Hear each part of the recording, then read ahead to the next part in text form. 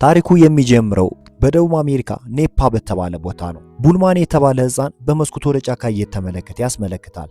ሃና የተባለች በማደጎ ቤት የምትሰራ ሰራተኛ ስትሆን ከሌሎች ሕፃናት ጋር እንዲቀላቀል ተጠይቀዋለች። ቡልማኒም ትዕዛዟን በመቀበል ከሕፃናቱ ጋር ተቀላቀለ። ሁሉም በደስታ እየተጫወቱ ነበር። ከቦታው አቅራቢያ ባለ ቦታ በርካታ የዱር እንስሳት በሰላም ይኖራሉ። ነገር ግን የግዙፉን ነብር ድምፅ ሲሰሙ ሁሉም ድምፃቸው እረጭ ይላል። ሆኖም ይህ ነብር ግን ከልጁ ጋር ጥሩ ጊዜ እያሳለፈ ነበር። አንድ ሳምሻይን የተባለ ሰራተኛ ጄኒን ወደሚባል በማደጎ ቤት ወደሚሰራ ሰራተኛ ይደውልለታል። ጄንንም አንድ ነብር ከልጁ ጋር እንደተመለከተ ነገረው። ሳምሻይም እጅግ ተደንቆ ነበር። የነብሩ ልጅ ሴት ከሆነች ብዙ ነገሮችን አገኛለሁ የሚል እምነት አለው። በነጋታው ሃና ማደጎ ቤት ያሉትን ልጆች ምሳ እንዲበሉ ደወል አሰማች። ከሰዓታት በኋላ ግን ሁሉም ልጆች ተኙ። ቡልማኒ ግን መጥፎ ህልም ሲመለከት ነበር። ህልሙም ደግሞ ቤተሰቦቹ በመሬት መንቀጥቀጥ ምክንያት ሲያጣ ነበረ። በዛን ጊዜ ሃናና አይዳ ሌሎቹን ሰራተኞቹን ጨምሮ ቡልማኒ በእንቅልፍ ልቡ ከቦታ ቦታ ሲንቀሳቀስ ተመለከቱት። ሊይዙትም ሞከሩ። ሆኖም ግን ከመድረሳቸው በፊት ወድቆ ጉልበቱ ላይ ጉዳት ደረሰበት። ሃና ቁስሉን ካከመችለት በኋላ በማደጎ ቤት ውስጥ ያሉት ሁሉም ቤተሰቦቹ እንደሆኑ በመንገር ሁሉም ከጎን ናቸው አለችው። ሆኖም ቡልማኒ ቤተሰቦቹ እንደሌሉ ደጋግሞ ይነግራት ነበር። በዚህ ንግግሩም ሁሉም እንስቶች ተበሳጩ። ሃና ስለ ጥንታዊ ገዳም እያስተማረች በነበረችበት ወቅት በአልማኒ እጅግ ደስታ ተሰማው። ምክንያቱም እናቱ ደጋግማ ትነግረው ነበር። ሃናም የሚያውቀውን ለሌሎች እንዲያጋራ ጋበዘችው። ሕፃኑም ወደ መድረክ በመውጣት ማስረዳት ጀመረ። በመሃል ግን አንድ ሕፃን ያሾፍበት ጀመር። ቆየት ብሎም ሁሉም ይስቁበት ጀመር። በዛም ተበሳጭቶ ቡልማኒ ዝምታን መረጠ። ጥርሱን እየቦረሸ በነበረበት ወቅት አሁንም ያ ልጅ ያሾፍበታል። ውሃ በመጠቀምም ራሱን ሊከላከል ሞከረ። በዛ ምሽት እጅግ ተበሳጭቶ ስለነበር ከማደጎ ቤቱ መልቀቅ እንዳለበት ወሰነ። የራሱንም ሕይወት መምራት አለብኝ ብሎ ማሰብ ጀመረ። ከቦታው ታዲያ ቀስ በማለት እየተራመደ እግሩ ወደ መራው ቦታ መሄድ ጀመረ።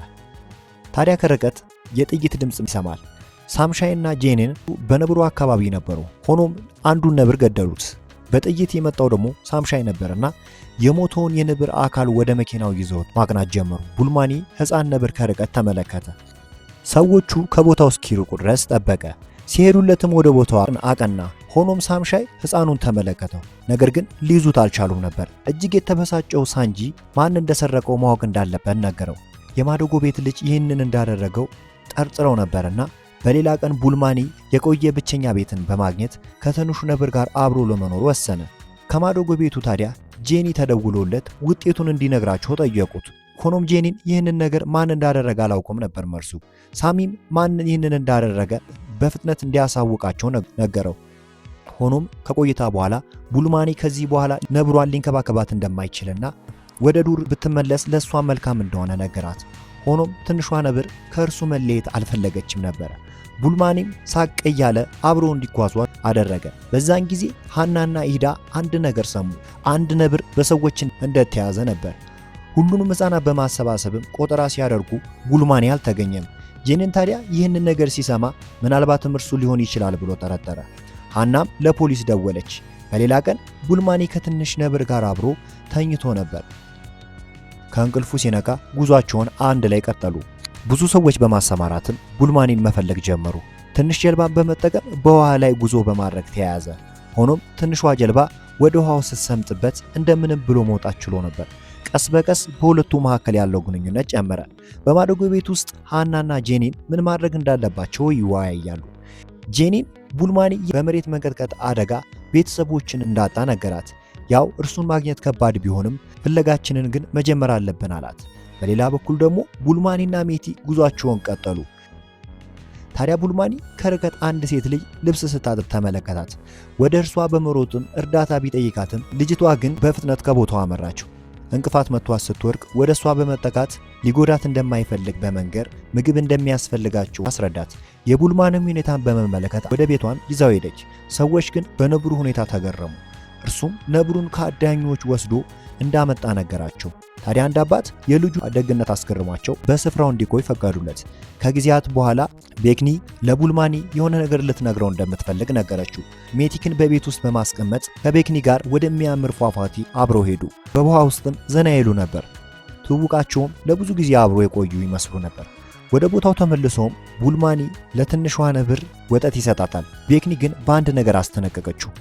ይቺ ነብር ትልቅ ስትሆን ሰዎችን ታጠቃለች፣ ስለዚህ ወደ ዱር ካልተመለሰ አደጋ ነው አለችው። ታዲያ ነብሯን ወደ ጫካ በተቻለ ፍጥነት ልትመልሳት ይገባል አለችው። በተመሳሳይ ሁኔታ ሃናና ጄኑን ማፈላለጋቸውን ቀጠሉ። ሳሚ ደጋግሞ ጄኒን ጋር በመደወል ውጤቱን እንዲነግረው ይጠይቀዋል። ያ ነገር ደግሞ ጄንንን አስጨንቆት ነበር። ጄኑን ታዲያ ቡልማኒ ይኖርበታል ብሎ የሚያስበውን አድራሻ ላከለት። ጄኒን ታዲያ ቡልማኒን በባስ ስቴሽን እንደሚያፈላልግ ለሃና ነገራት። እሷ ደግሞ በየቤቶች እንድታፈላልግ ነገራት። ቡልማኒም ከነብሯ ጋር በመሆን ወደ ቤቱ አቀና። ልክ ቦታው ሲደርስ ግን ያልጠበቀው ነገር ነበር። የድሮ መኖሪያቸው ልክ እንደ ሌሎች ሁሉ ድምጥምጡ ወጥቷል። ከደቂቃ በኋላ የመኪና ድምፅ ሰማ። አውጣ ብሎ ሲመለከት የሳምሻይ መኪና ነበር። ቡልማኒም ነብሯ እንድትደበቅ ቢነግራትም ከሳምሻይ ግን ሊያመልጡ አልቻሉም ነበር። ስለሆነቱ አንድ ነገር እንኳን ከተናገርክ ያበቃልሃል አለው። ከጓደኞቹ ጋር በመሆንም ከቦታው አቀኑ። ከሰዓታት በኋላ ሃና ቦታው ደረሰች። ቡልማኒም የነብር ልጅ እንዳገኘ ነገራት። ሆኖም አላመነችውም ነበር። ሃና ወደ ማደጎ እንዲመለስ ጠየቀችው። ሆኖም ግን አልተስማማም። ታዲያ አዝና ስለነበር ከጎኑ ሆና ታጫውተው ጀመር። ምንም እንኳን እናትህ ብትሞትም በመንፈስ አብራናት እያለች ታጽናናዋለች። እዚህ ቤት ካደርም በኋላ ነገ ወደ ማደጎ ትመለሳል አለችው። በጊዜው በሐሳቧ ተስማማ። እሷም በዛ ቤት ውስጥ ስለ ድሮ ታሪኳ ትነግረው ነበር። እናቷን በመኪና አደጋ እንዳጣችና ነገሮች ቀስ በቀስ እንደተላመደች ነገረችው። ከደቂቃ በኋላ ቡልማኒ ጋደም አለ። በሌላ በኩል ደግሞ ሳሚ ለጄኒን የሚገባውን ክፍያ ሰጠው። በገንዘቡም ስትመኙ የነበረውን ሞተር መግዛት ትችላለህ አለው። ጄኒን ግን ብዙም ደስተኛ ባይሆንም ገንዘቡን ተቀበለ። ቡልማኒ ሃና ልትረዳው እንደምትችል ቢያውቅም ሲነቃ ግን ሳትሰማው በቀስታ ከክፍሉ ወጣ። ስፍራው በመሬት መንቀጥቀጥ ከፍተኛ አደጋ ደርሶበታል። ታዲያ ወደ ቦታው በማቅናትም ከቀድሞ ጓደኞቹ ጋር ተቀላቀለ። በጣም ደስታ ተሰምቶት ነበር። ሃና ከእንቅልፏ ስትነቃ ቡልማኒ ከጎኗ አይደለም ነበር። ማፈላለጓንም ተያያዘች። ቡልማኒ ታዲያ እያንዳንዱን ነገር ለጓደኞቹ ነገራቸው። አደገኛ ሰዎች ከጎረቤት እንደሚኖሩ ሲነግራቸው ወደ ስፍራው አቀኑ። ወደ ክፍሉ ሲገቡ እጅግ አስፈሪ ነበር። የሳምሻይ ሰራተኛ ነብሩን እየዳሰሰ ነበር። ቡልማኒም ቀስ ብሎ የጓደኛውን ቤት ማፈላለግ ተያያዘ። ታዲያ ነብሯ በአንድ ሳጥን ውስጥ ተቆልፎባት ነበረ። ሳንቻይን እንቅልፍ ይዞት ያንኮራፋል። ምንም ድምፅ ሳያሰሙ ነብሩ እንዲወጣ አደረጉ። ጓደኞቹ ከውጭ ሆነው ይመለከቱት ነበር። ቡልማኒም ጓደኛውን አገኘ። ከመኪና ጋር ሊወጡ ሲሉ ግን በድንገት አንድ ሰው የበሩን መስታወት መታው። ልክ ድምፁን ሲሰማ ሳንቻይን ነቃ። ታዲያ በሳጥን ውስጥ ነብሯ የለችም ነበረ። በፍጥነት ፍለጋ ቢጀምሩ ነገር ግን ልጆቹን መያዝ አልቻሉም ነበር። ቡልማኒን ከነብሯ ጋር እንዲደበቅ አደረጉ። ሳንቻይን ጄንንን በማስጠንቀቅ ይህ የመጨረሻ ዕድል ነው አለው። ቡልማኒም ማድ ወደሚባል ሰው በመጠጋት ማውራት ጀመረ። ማድም የሚበላውን ነገር አጋራው። በንግግራቸው ወቅትም ቡልማኒ ለነብሩ አመቺ የሆነ ቦታ እያፈላለገ እንደሆነ ነገረው። ቡልማኒም ነብሩ በአዳኞች ስር የማይወድቅበትን ቦታ ነበር የሚፈልገው። ታዲያ ማድ ሊረዳው ዝግጁ እንደሆነ ነገረው። በሌላ በኩል ደግሞ ሃና ወደ ፖሊስ ጣቢያ በማቅናት እርዳታ እንደምትፈልግ ነገረቻቸው። ሆኖ ፖሊሱ አንድ ሰውን በተመሳሳይ ሁኔታ ማጣቷ ስራዋንም ጭምር ሊያሳጣት እንደሚችል ነገራት። በጣም ደንግጣ ነበር። ሆኖም ልትወጣ ስትል ቡልማኒ የነገራትን ታሪክ ከግድግዳው ላይ ተመለከተችው። ታዲያ ምንም ጊዜ ሳታጠፋ ወደ ስፍራው አቀናች። በተመሳሳይ ሁኔታ ጄኒን ለሳምሻይ ቡልማኒ ይኖርበታል ብሎ ያሰበውን አድራሻ ላከለት። በዛ ቅጽበት ከሆነ ሰው ጋር ተጋጅቶ ስልኩ መሬት ላይ ይወድቃል። ሆኖም በፍጥነት ስልኩን ከመሬት አንስታ ስትመለከተው ለሳምሻይ ቦታውን የላከለትን መልእክት አየችው። ይህንን ልታስረዳኝ ትችላለህ ብላ ጠየቀችው። በሌላ በኩል ደግሞ አዲስ የተዋወቀው ጓደኛው አጎቱን ሊያገኝ እየተጠባበቀ ነበርና ልክ ከቦታው ሲደርሱ አጎቱ በመኪና ወደሚፈልጉበት ቦታ ይዟቸው ማቅናት ጀመረ። በመኪና ላይ ሆኖም ማድ ነብሩ ዳኞች በማምለጡ እንደተደሰተና ሰዎች ወደሚኖሩበት ቦታ እንደሚወስደውም ተናገረ። የሚፈልጉበት ቦታ ካደረሳቸው በኋላ በእግራቸው መጓዝ ጀመሩ። በሌላ በኩል ደግሞ ጄነን ለሃና ከሳንቻይን ጋር እንደሚሰራ ነገራት። በጊዜው ለማመን ከብዷት ነበር። ይቅርታ እንድታደርግለትም ጠይቃት። ሃናንም እንዲህ ካደረክ ይቅርታ አደርግልሃለሁ አለችው። ከሳንቻይን ያገኘውን ገንዘብ ተጠቅመን ቡልማኒ ወዳለበት ስፍራ እንሄዳለን አለችው። ከረጅም ጉዞ በኋላ ታዲያ የማድን አባት አገኙት። እጅግ ተደሰተ። አባቱ ማር ቆራሽ ነበረ። እዛም ቡልማኒን አስተዋወቀው። ነብሩ በሜዳው ላይ ሲሯሯጥ እጅግ ተደስቶ ነበር። ከሰዓታት በኋላ ማድና ቡልማኒ ወደ አባቱ ቤት አቀኑ።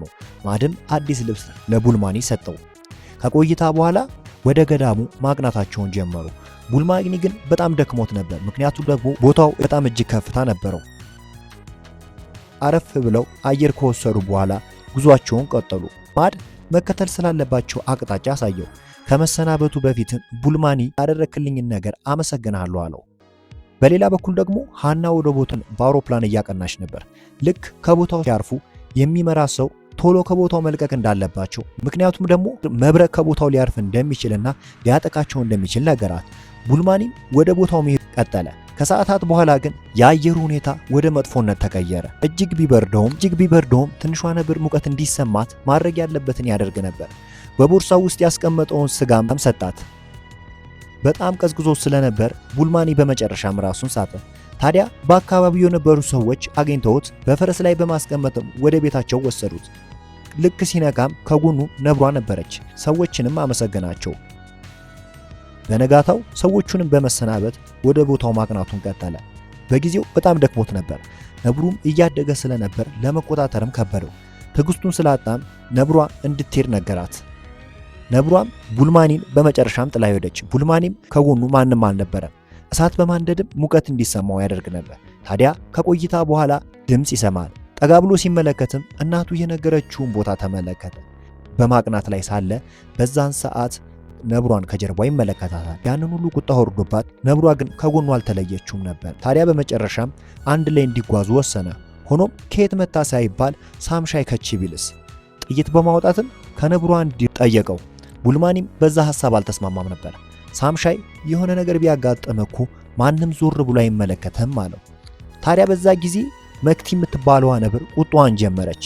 በመጮህም ዘላ ሳምሻይ ላይ ወጣችበት። በዛን ጊዜ መሳሪያውን እንዲጥል አደረገችው። በፍጥነትም ቡልማኒ መሳሪያ አነሳው። መክቲም እግሩን ነከሰ። እንዳይንቀሳቀስም አድርጋው ነበር። ታዲያ ከነብሯ ለማምለስ ሲሞክርም ወደ ገደል ገብቶ ሕይወቱ አለፈ። ቡልማኒ በነብሯ ድርጊት እጅግ ተገረመ። ከጊዜያት በኋላ ደግሞ ሃና ከቦታው ደረሰች። የተናገረውን ነገር ባለማመኗም ይቅርታ ጠየቅ። አዳኞቹ እየተከተሉት ሊሆን እንደሚችል ነገረችው። ሆኖም ቡልማኒ አንዱ አዳኝ እንደሞተ ነገራት። በነገሩ ተገርማ ወደ ቦታው እንዲያቀኑ እንደምትረዳው ነገረችው። ወደ ማቅናታቸውንም ቀጠሉ። ልክ በቦታው ሲደርሱ በርካታ መነኩሴዎች ነበሩ። ቡልማኒም ወደ አንዱ መነኩሴ በመጠጋት አንድ ባንድ ስለ ነብሩ ጎጆ ጠየቃቸው። መነኩሴውም እጅግ በመገረም ይህንን ሁሉ ችግር አልፈ እዚህ በመድረስ በጣም ጠንካራ መሆንን ያሳያል። ሆኖም ግን ነብሯን ወደ ቤተሰቦቿ ልትመልስ ይገባል አሉት። ታዲያ ነብሮቹ ወደሚኖሩበት ቦታ ማቅናታቸውን ቀጠሉ። ልክ ነብሮችን ሲመለከቱም ቡልማኒ ወደ ስፍራው እንድታመራ ነገራት። ታዲያ ነብሯም ከዝርያዎቿ ጋር መሆን ቻለች። አንዱ መነኩሴም ወደ እርሱ በመጠጋት ምንም እንኳን ከባድ ቢሆንም ነገሮችን እንደ አዲስ መጀመር አለብህ አለው። ቡልማኒም የድሮ ህይወትን ወደ ማደጎ በመመለስ መኖር ጀመረ። እንዲህ አይነት የፊልም ትንተና እንዲደርሳችሁ ቻናሉን ሰብስክራይብ እንዲሁም ቪዲዮ ላይክ እና ሼር ማድረጋችሁን ፈጽሞ እንዳዘነሙ